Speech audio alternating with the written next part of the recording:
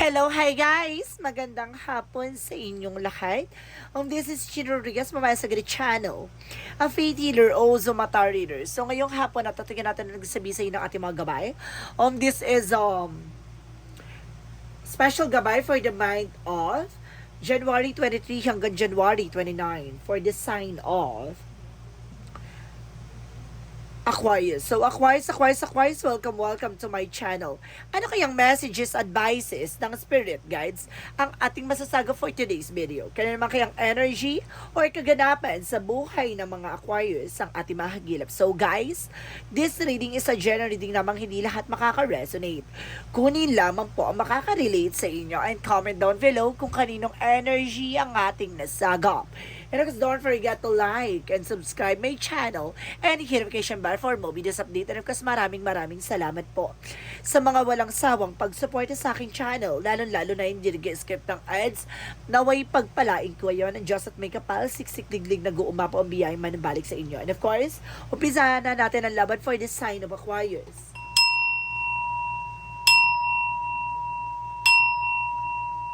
Angel Spirit Messages, give me an information. Ano naman kayang gusto sabihin sa'yo ng ating mga barahan, no? Ano naman kayang kaganapan sa buhay ng mga Aquarius ang ating mga kagilap? So, there's a King of Cups. So, there's a devoted and supportive person. May taong ditong sumusuport at gumagabay sa'yo. Meron taong, diba? May taong mamahalin ka. And because there's an Eight of Swords. Oh my God, napapalibutan ka ng toxicities or either ng blockages or either ng mga tao sa paligid mo. There's a toxic, no? There's a toxic dito, guys. So, maging aware ka, ha? Baka or napapalibutan ka ng mga plastic, mga ingetera, bisyasa. So, ganon, guys. So, let's see. There's a Knight of Cups. So, there's a wish fulfillment. Unti-unti na matutupad yung mga pangarap mo dito, no? Unti-unti na may isa sa katuparan yung mga hinihiling mo, no? Yung mga bagay na pinaglalaanan mo ng panahon at oras. So, because there's a Seven of Swords, kumbaga there's a sneakiness or cheating lying on you. Ibig sabihin dito, may taong sumusubaybay or may taong nagsisinungaling behind your back. Additional messages. And of course, there's a Strength card. So, there's a confidence. So, kailangan mo magkaroon ng confidence sa sarili mo. At the same time, kailangan mo maging matapang, maging malakas sa hamon ng buhay. So, let's see what is additional messages. And because there is a Chariot card for an action. So, kailangan mo mag-take ng action dito. Kung gusto mo may sakatuparan at gusto mong ilaban yung mga bagay-bagay na gustong makuha. So, let's see what is additional messages for the King of Cups. For the King of Cups, so there's a Two of Swords. There's a decision na may mga bagay dito na kailangan mo mag-desisyon. Kailangan mo na mag-take ng action or kailangan mo ng tapusin tong bagay na to. Ibig sabihin, kailangan mo ng mamili kung sino sa dalawa or sino bang yung asawa mo ba or jowa mo or either kumbaga may karelasyon ka pero may asawa ka or either guys kumbaga may jowa ka, no? Or marami kang kumbaga may naliligaw sa even may jowa ka. So ganon. And because there is a Four of Swords. Oh my God. So there is a Four of Swords pa yung engagement, wedding or either itong tao na to ay maaaring kasal kayo, no? Pero there's a toxic family, no? So let's see what is the Knight of Cups. And because guys, there's the devil, no? Meron ditong gumagawa ng hindi maganda sa iyo para, 'di ba, harangin ang magandang kapalaran na nakalaan para sa iyo. Ibig sabihin na itong tao na to, no, kumbaga naiinggit, no? And of course, there's an information with the magician. I told you, 'di ba? Itong tao na to, kumbaga kumukuha ng information, no? So, kumbaga nag-i-stalk by social media, no? Kumbaga sinusubaybayan ka. So, let's see what is the Strength card. So, there's a Wheel of Fortune. There's a destiny to you. And blessed is yours. Ibig sabihin, papabura sa iyo ang sitwasyon na maaaring makukuha mo what you deserve. So, let's see what is the Chariot card. So, Chariot card represent that King of Swords. So, there's an information that truth begins, no? Kumbaga malalaman mo na at magsisimula na ang katotohanan, no? Kumbaga puputulin mo lahat ng mga bagay-bagay or kaugnayan na alam mong hindi nagsiserve sa'yo kasi there's a Chariot for an action. So there's the moment na kumbaga kikilos at gagalaw ka na, no? Kumbaga magtitake ka na ng decisions dito. So let's see what is the King of Cups and the Two of Swords. So there's a Ten of Swords. See, there's a sabotage, no? It's either nagkakaroon ka ng sabotahe sa sarili mo on your own family or either may sumasabotahe sa iyo, no? So, let's see what is the Eight of Swords and the Four of Wands. Ibig sabihin dito may tomato traitor sa'yo behind your back. So let's see, there's a Seven of Pentacles, so there's a harvest time. At the end of the time, no, kumbaga ipapanalo mo tong laban na to. Kumbaga nasa sa'yo pa rin yung huling halakhak. So let's see what is the Nine of Cups and the Devil. And of course, there is a Six of Wands. So I told you, there's a victory and success, no? Magtatagumpay ka talaga, no? Sa lahat ng mga hiniling mo. Pero sinasabi sa'yo dito, ito yung kailangan mong alisin, yung the Devil. And of course, there is, sabi ng sword, that the Magician for the Nine of Cups. So there's an offer.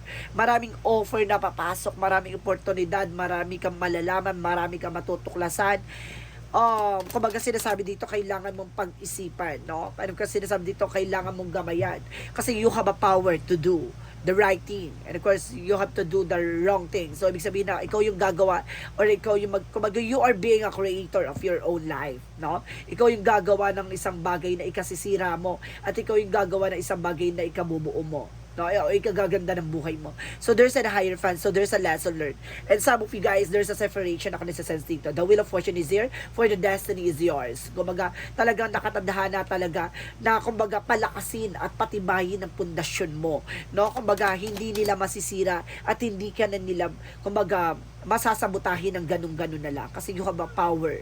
And the Page of Cups na intuitions, no? Patalasin ang kaalaman mo, patalasin ang iyong vibration, your instinct, no? Nang sa ganun, kumbaga, hindi ka na nila ulit mabubudol or di ba? Kumbaga mag-gangster or anything, no? So let's see what is the outcome. Ang pinaka-outcome is the Moon card. So there's a revelation reveal. May mga bagay na ma-reveal dito, may mga bagay na malalaman mo, may mga bagay na matutuklasan ka. At the same time, there's a Nine of Pentacles na magdadala sa iyo ng blossoming abundance. So ibig sabihin, lalago at lalakas ang finances mo, no? Kumbaga, this is the moment, kumbaga, hindi mo inaasahan to, mag-ship out tong eksena na to, na magdadala sa iyo ng malaking pagbabago. So let's see what is additional messages for career. For your career, Angel Spirit Guide. So, there's the Fool card, no? Kumbaga, there's a new beginning and of course, leap of faith, no? Kumbaga, magtiwala ka sa ating Panginoon na nasa tamang proseso ka, no? Kumbaga, hindi agad-agad mawawala sa iyo yung bagay na yan na pinaghirapan mo kasi dumaan ka sa tamang proseso. So, let's see about naman sa love life. So, there's an everything is fine. So, ibig sabihin dito, sa likod na maraming traitor, sa likod na maraming mga pinipilit kayong paghiwalayin, pinipilit kayong sirain, there's a justice for a karma. Na mayroong balance na magdadala sa iyo ng good karma and bad karma for them. So mag-ingat ka lang sa magiging cause and effect na situation, even your actions. So pagdating naman sa health, so there's a tower moment, so there's a sudden changes. May magbabago pagdating sa health mo. So let's see what is additional messages for magical fairy messages. For magical fairy messages, angel spirit guides, give me an information, a clarifications, and more advices, no, para malaman natin ang ating mga kapatid na Aquarius ang gusto iparating sa kanila ng inyong mga gabay, no? So let's see what is the magical messages. So there is a pregnancy. So it's either maaring magkaroon ka ng pagbubuntis or paggawa or pagbuo ng bagong negosyo or trabaho. And because there is a spring by you desires fully manifest and the flowers begin to bloom. So ito na yung muling mamamayagpag, muling lalakas o lalago or kumbaga sisibol ulit ang panibagong bukas na nakalaan para sa iyo. So let's see what is the yin and yang oracle card. For a yin and yang oracle card, represent what? So, there's a divine intervention. May paalala sa yung divine, there's a faith. No, susubukan ng pananampalatayan mo at susubukan ng tiwala mo dito. At the same time, there's a lack. See? There's a doubt. Alisin mo tong pag-aalinlangan mo at kumbaga pagdadalawang isip kasi hindi siya nakakatulong sa'yo. Bagkos naguguluhan ka lalo. And there's a detachment and coldness. No? Pakawalan mo yung mga taong ayaw sa'yo. No? There's a coldness, detachment. So, ibig sabihin dito, hindi mo kailangan pagsiksikan yung sarili mo sa mga taong yan, no? At the same time, there's a unity, no? Kumbaga may pagbubuklod at may pagkakaisa dito. At the same time, yung mga tao na yan, yung mga totoong nagmamahal sa iyo. And of course, there is an Ace of Waters, Pisces, Cancer, Scorpio. May kinalaman ka sa Pisces, Cancer, Scorpio. So, let's see what is Romance Angels. So, pagdating naman sa buhay pag-ibig, ano ang pinaka-mensahe sa iyo ng ating mga gabay? So there is a passion. So ibig sabihin talaga, allow your heart and soul to sing with a joy. So talaga magkakaroon ka ng kaligayahan dito with your emotion in the heart, no, fulfillment. And of course, there's a religious factor. Some of you mayroon talaga dito, there's a spiritual path na kumbaga ginagawang ka talaga ng something a negative or black magic involved. So let's see what is additional messages for angel spirit guides. For angel spirit guides, give me an information po. And of course, your life isn't canvas. So there's an artist and manifestation. May mga bagay na unti-unti mo nang mamamanifest. May mga bagay na unti-unti mo nang matutupad dito. At the same time, there's a karmic relationship. I told you, it's all about spiritual. There's a karmic relationship. Kumbaga, kaya wag ka magtataka, no? Kumbaga, napapalibutan ka ng mga pagsubok, sakripisyo, betrayal, and of course, mga toxic, no, sa paligid mo. That because lahat ng mga kasama sa karmic relationship talaga nagdadaan sa more of complication and disagreement. So, ibig sabihin dito, kapag nalagpasan mo yan ng person mo, kumbaga magkakaroon kayo ng problema sa love life, career, finances, career, family, and of course, your health. Kapag yan nalagpasan nyo lahat, pasabog yan. Kasi yan yung, kumbaga, test ng ating Panginoon para pagbuklo din kayo kung talagang para kayo sa isa't isa. And because there is a child of the cosmos, that intelligent is of the universe lies within you. Ibig sabihin, ibibigay sa iyo ang katalinuhan at kumbaga karangyaan at kaliwanagan, no? Na nakalaan para sa iyo. So let's see what is the Monsology. What is the Monsology represent what? So, have faith in your dreams, no? Magtiwala ka sa pangarap mo. Kung gusto mo talaga yung pangarap na yan, focus, no? Pay attention, no? Tumuto ka dyan. At the same time, there is an information by it's time to take action. So, kailangan mo mag-take ng action. And of course, a time for healing. So, kailangan mo talaga ng healing session dito, guys, no? Ginagawang ka talaga ng black magic involved, no? Kumbaga talagang nire-represent dito na there's a healing process talaga na kailangan. So, let's see what is the energy. Energy represent all tied up, no? Kailangan mong kumawala, no? Bumigla sa lahat ng eksena ng kaganapan sa buhay mo. And of course, guys, there's an energy for the Sun card. Magkakaroon ka ng kaliwanagan dyan and a pure positive outcome. So, hindi, kumbaga sinasabi dito, hindi sayang yung sakripisyo mo, no? Kumbaga yung lahat ng paghihirap mo, at the end of the road, kumbaga there's a light. Makikita mo ang kaliwanagan, lahat ng yan. Lahat ng kaguluhan, lahat ng mga taong sa paligid mo na ng gulo, nanira sa'yo, lahat ng yan, at the end of the time, mauunawaan mo bakit sila pinasok sa buhay mo. Kasi instrumento rin sila ni God para patibayin at palakasin ka. Diba? At the same time, there's a door to the personal healing and happiness. So, magkakaroon ka ng kagalingan at kaligayahan dito. At binubuksan ng mga pintuan para sa mga bagong oportunidad para sa'yo. So, let's see what is the energy. Because there's a release. I told you, transitions, no? Kailangan mo lang pakawalan at kailangan mo lang alisin yung mga bagay-bagay na alam mong hindi makakatulong sa'yo. At doon ka babaguhin lahat ng mga pagsubok na naranasan mo. And there's an healing. I told you. So, diba, there's an healing for the mother. So, ibig sabihin dito, there's empowerment for mother fertility. So, sinasabi dito na magkakaroon ka ng healing and there's a cleansing, no? Kailangan mo rin mag-cleansing. There's a lot of your negativity around you, inside you. Kumbaga, kailangan mong pakawalan at kailangan mo alisin. There's a goddess insights, diba? May mga pasilip at pangitain sa yung ibinabati ng ating mga angel spirit. So, you need to take an action and you need to pay attention, no? Kumbaga, there's an inner calling, rather, no? So, let's see what is additional messages. And of course, there's a forgiveness. I acknowledge that the harboring resentment and blocks that flows of love. So, ibig sabihin, yan yung nagsisilbing blockages, no? Yung mga sakit ng nakaraan na pilit mong hindi pa rin, no, nakaka-move on. Kasi that because of, dahil siguro sa sakit at of course, grabe yung kumbaga naranasan mo. And because there's a gratitude, no? Be thankful of your life and opportunities at presence, no? Kumbaga magpasalamat ka na lang kung ano yung buhay na ibinigay sa'yo. Kasi it's instrument siya ni God para maunawaan mo at matuklasan mo yung bagay-bagay na matututunan mo para sa susunod na hinahanap mo. So let's see what is additional messages. So there's a builder, no? Palakasin ang pundasyon, palakasin ang sarili mo. At the same time, there is a talk to your angels. Sorry guys. There's a talk to your angels, no? Kailangan mo kausapin ang iyong mga gabay. So let's see what is Archangel Michael messages. Detach from the situation. I told you so. Kailangan mong kumawala ka sa sitwasyon, or either umalis ka sa mga bagay-bagay na alam mong hindi magsiserve sa'yo. And of course, be gentle with yourself, no?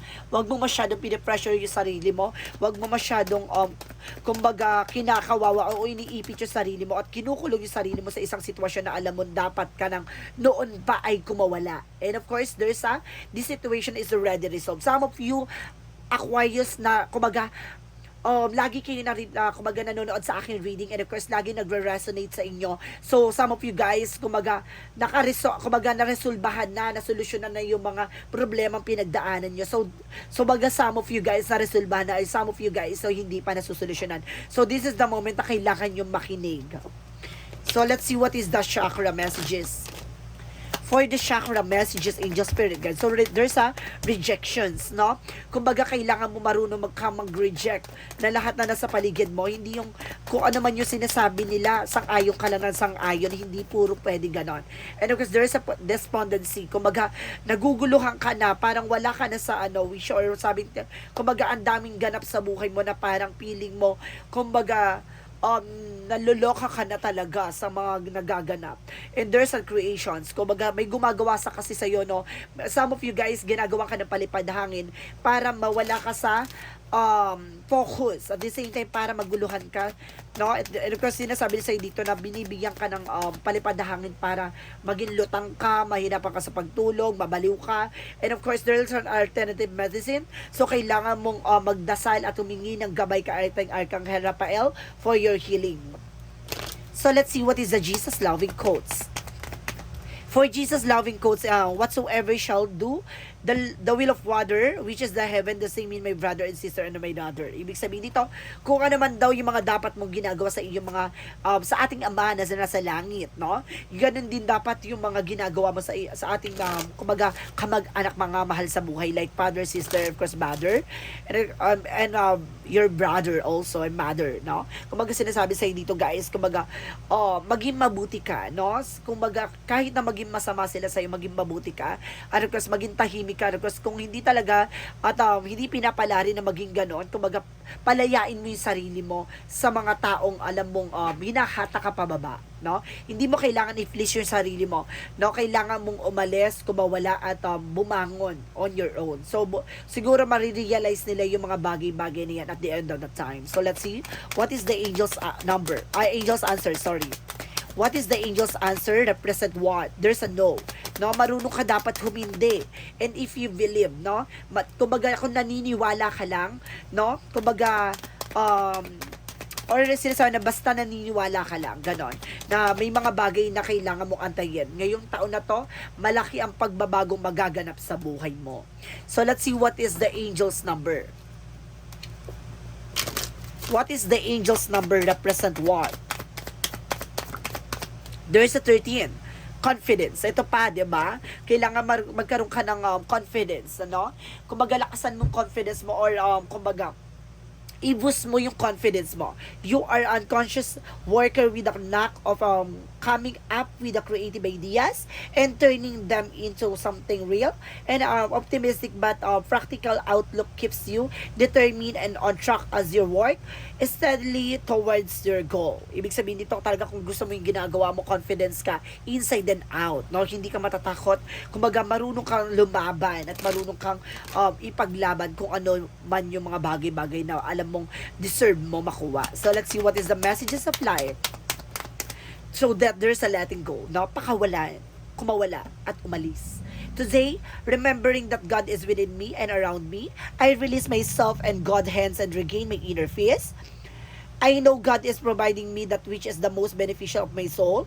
I know that God is sending angels to help me face any difficulties that arise. I let go in God will, knowing the best is yet to come. So, ibig sabihin dito, alam mo na makukuha mo at ang mga bagay na mangyayari. Kumbaga, alam mo, nagtitiwala ka sa ating Panginoon, na hahawakan ng kamay mo at tutulungan kang makarating hanggang sa dulo, no? Na matapos lahat ng mga kaganapan, kamalian, pagsubok, sakripisyo, sakit ng nakaraan. So, ibig sabihin dito, kailangan mo lang, kumbaga, i-let go, i-surrender sa ating divine, even sa universe, even sa ating Panginoon, na lahat ng mga nangyayari behind your back ay may ibig sabihin at may kahulugan. At magpasalamat ka sa kung ano man ang meron ka ngayon. So, ibig sabihin dito, kailangan mo lang i-surrender at i-let go yung mga bagay-bagay. So, this is special gabay for the month of January 23 hanggang January 29 for the sign of Aquarius. So, Aquarius, maraming salamat for your wonderful reading. So, once again, this is Chin Rodriguez, Mamaya Sagari Channel, a faith healer, also mata reader. And of course, guys, maraming salamat po sa mga walang sawang pagsuporta sa aking channel, lalo-lalo na yung hindi nag-i-skip ng ads, na way pagpalain kayo na Diyos at may kapal, siksik diglig na gumapo ang biyang manabalik sa inyo. And of course, guys, this reading is a general reading namang hindi lahat makaka-resonate. Kunin lamang po ang makaka-relate sa inyo and comment down below kung kaninong energy ang ating nasagap. Maraming salamat and see you in the next video. Bye-bye and babush!